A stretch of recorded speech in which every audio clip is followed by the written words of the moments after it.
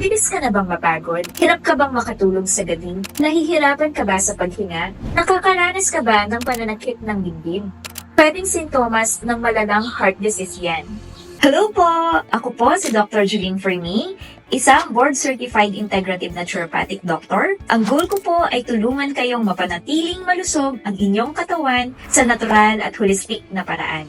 Alam niyo po ba na isa sa pinakamalalang health problems nating mga Pilipino ay ang sakit sa puso, tulad ng high blood pressure o hypertension?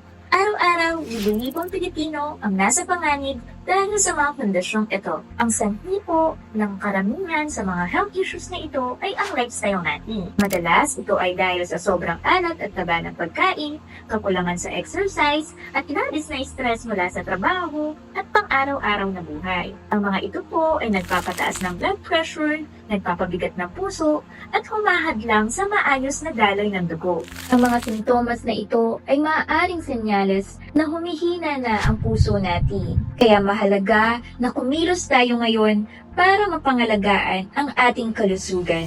Good news po, may mga natural na paraan na pwedeng makatulong para palakasin ang ating puso. Alam niyo po ba na may mga herbs at supplements na scientifically proven na tumutulong sa pagpapalakas ng ating cardiovascular system?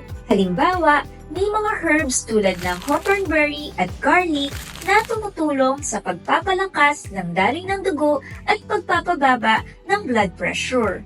Sa naturopathy, ginagamit namin ang mga ganitong natural na solusyon upang suportahan ang natural na paggaling ng katawan. Kaya kung gusto niyo pong matutunan ang best natural remedies para sa inyong kalusugan,